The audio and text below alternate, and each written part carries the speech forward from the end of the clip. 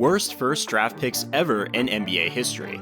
With social media becoming such a popular tool, the media and fans get excited for the NBA draft lottery months in advance, hoping their teams will land the number one pick in the NBA draft. Sometimes, holding the number one pick turns into a nightmare. Here are 6 times where NBA teams drafted first overall busts that never made much of a contribution to the league.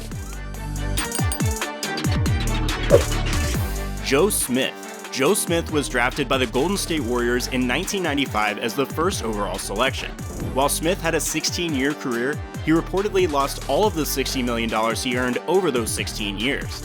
Smith was a star at Maryland and was named College Player of the Year in 1995. It was a controversial choice as several future NBA standouts were picked later in the draft, including Rasheed Wallace, Kevin Garnett, and Damon Stoudemire. Smith was named the 1995-96 All-Rookie team, but only played 2.5 seasons with the Warriors before being traded to the Philadelphia 76ers. He went on to become an NBA journeyman, playing for 12 teams over 16 seasons. Smith was a skilled rebounder with a great touch around the rim. He was soft-spoken and was coachable. For 2 years, he had been fantastic in the ACC and became a reliable option inside for the Terrapins. The NBA appeared ready for Joe Smith, and he was more than ready for the NBA. He was the best college player in the country. The Warriors were adding Joe Smith to a team of Latrell Sprewell, Chris Mullins, and Tim Hardaway. But Kevin Garnett was right behind him and was putting together a jaw-dropping workout. Garnett started putting the ball on the floor and going around his back, between his legs, and the speed and the agility he was doing it with, and the way he finished at the basket, I had a vision of everybody watching. And I'm telling you, eyes were wide open and some jaws were dropping, John Hammond said. Joe Smith didn't have that flashy skill set. Smith was the no-risk player, while Garnett was the risky, high-upside pick. Of course, we know how this went. Garnett became a legend in the NBA, while Joe Smith went bankrupt after his journey of a career. Michael Olowokandi. Michael Olowokandi was a 7-foot monster out of Pacific. He averaged 22 points, 11 rebounds, and 3 blocks in his final year at Pacific. He then went to the NBA draft where he was picked number 1 overall in the 1998 NBA draft by the Los Angeles Clippers. Before playing in the NBA, Olowokandi went on to play overseas in Italy for a team called Kinder Bologna due to a lockout in the NBA. Olowokandi ended up playing 45 games until the lockout ended. In his rookie season, Olowokandi averaged 8.9 points, 7.9 rebounds, and 1.2 blocks. These numbers weren't horrible. However, Olowokandi got a little overweight during the lockout even when playing overseas. This would later affect his foot injuries during his career. Kareem Abdul-Jabbar was hired by the Clippers to aid and train Olowokandi, but Michael didn't use his advice in training. Kareem would point out his flaws or mistakes he made on the court, but Michael would take it more personal. He took the advice as an insult. Olowokandi never matured into the player he was supposed to be, and because of that, became a bust in the NBA. He played 9 years in the NBA. He was with the Clippers from 1998 to 2003, and the Timberwolves from 2003 to 2006. His last stint was with the Celtics in 2006-2007. Olowokandi didn't listen much to advice throughout his career and ended up with a career stat line of 8.3 points, 6.8 rebounds, and 1.4 blocks. Not only were Olowokandi's stats subpar, but players like Mike Bibby, Antoine Jamison, Vince Carter, Paul Pierce, Dirk Nowitzki, and Rashard Lewis were all in this draft class. Just imagine one of those stars on the Clippers instead. To be fair, the Clippers were in need of a center. Michael's stats in college were extraordinary, and many thought it would translate into the NBA. But he didn't, so the Clippers passed up on Dirk Nowitzki. In reality, the only player that was big in the draft that became a star was Dirk. If the Clippers picked Dirk first overall, the NBA would be so different to this day. Purvis Ellison. The Kings have had their moments in the NBA draft, including some really great finds. The Kings have also had some bad timing, bad decisions, and bad luck, and Purvis Ellison was all of those. The Kings had the number 1 overall pick once in the lottery era, dating back to 1985. In 1989, the Kings drafted Ellison as the first selection. It became an unlucky year. The Kings' Greg Lukenbill, the GM, was very happy with how things were playing out with the Kings, saying, "This is the greatest thing that could have happened to this team." Ellison was booed by Sacramento fans when he was drafted, then booed when he was played, and of course, booed when he didn't play. It was injuries and a little bit of low motivation that saw Ellison playing just 34 games in his rookie season. He's famous for the slogan, "Never Nervous Purvis," but that quickly changed to "Out of Service Purvis."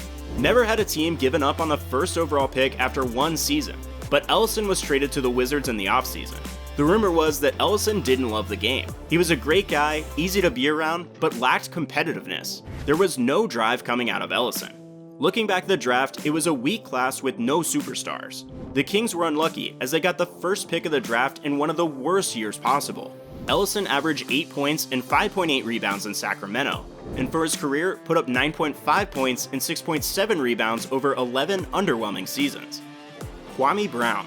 Kwame Brown was picked first overall in the 2002 NBA draft by the Washington Wizards.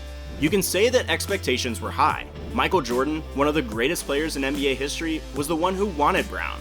Usually players of Jordan's caliber aren't great talent evaluators. People were comparing Brown to Kevin Garnett. Brown turned into a scrub in the NBA and became one of the biggest busts in NBA history. To be fair, Brown wasn't terrible in Washington, D.C. He did show occasional flashes of brilliance, but wasn't consistent. His tenure in Washington ended when he got into an argument with Gilbert Arenas. Brown wanted a bigger role on the team and wasn't getting it in Washington. Brown got that opportunity with the Los Angeles Lakers, who traded Caron Butler for Brown. Thinking back, if the Lakers didn't get Pau Gasol for Brown, the whole city would have been up in arms. When Brown took his talent to the Lakers, he didn't help his case. Critics ripped his small hands, bad feet, and lack of passion. His lack of skills also frustrated fans. The Lakers finally got rid of Brown after he was booed on his home court for an extended period of time. Brown was traded along with other small assets to the Memphis Grizzlies in exchange for Pau Gasol. The Grizzlies dealt an all-star player for scrubs. This might be the worst trade in NBA history. We'll have another video on that.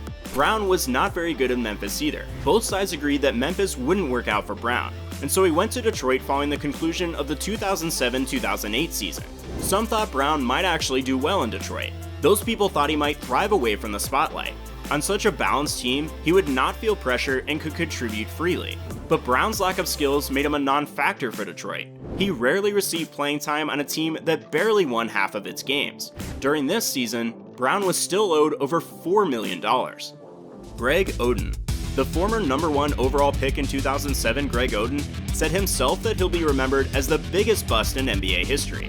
The 7-footer was taking graduate classes at Ohio State when he was asked about his career on Outside the Lines. "I'll be remembered as the biggest bust in NBA history," Oden told Outside the Lines, "but I can't do nothing about that." Oden never got a chance to showcase his abilities due to injuries. He was drafted a pick before Kevin Durant, one of the greatest basketball players in our generation. "Don't get me wrong," Oden said. "If I was healthy, I would love to continue playing, but I'm not healthy." Oden previously had told Sports Illustrated that he was one of the biggest busts in NBA history, and that it would only get worse as Kevin Durant continues doing big things. Durant is a 4-time NBA scoring champion, and has won a couple of rings during his time in the NBA so far. Oden played just 82 games for the Blazers after missing his entire rookie season because of microfracture surgery on his right knee. Then in 2009-2010, he was averaging 11.1 points and 8.5 rebounds per game when he broke his left kneecap. Oden was finally starting to see the bright side in the NBA, but couldn't escape the injuries that came with his height. Oden had 2 more microfracture knee surgeries on his left knee and didn't play at all in his final 2 seasons under contract with Portland. Oden had 13 points, 20 rebounds, and 4 blocks in a game that preceded his December 2009 kneecap injury. He was averaging 15.6 points, 9.1 rebounds, and 2.4 blocks in the 7 games before injuring his kneecap. "I don't think it was that bad when I was on the court," Oden said. "I felt like I could have just got better if I had more time on there." Oden sat out 2012-2013 to rehab his injuries, and wasn't under an NBA contract before playing for the Miami Heat in 2013-2014, averaging 2.9 points and 2.3 rebounds in 23 games of his final NBA season. Before becoming a graduate assistant, Oden spent his final year in China. That didn't go too well either. Anthony Bennett. Anthony Bennett's lack of production after being taken with the #1 pick in the 2013 NBA draft was a big problem. Anthony Bennett has underperformed even the biggest bust that stepped onto the NBA court. Guys like Brown and Oden actually played, and had some good performances mixed in their careers. Not Bennett. He was taken with the first overall pick in the 2013 NBA draft by the Cleveland Cavaliers.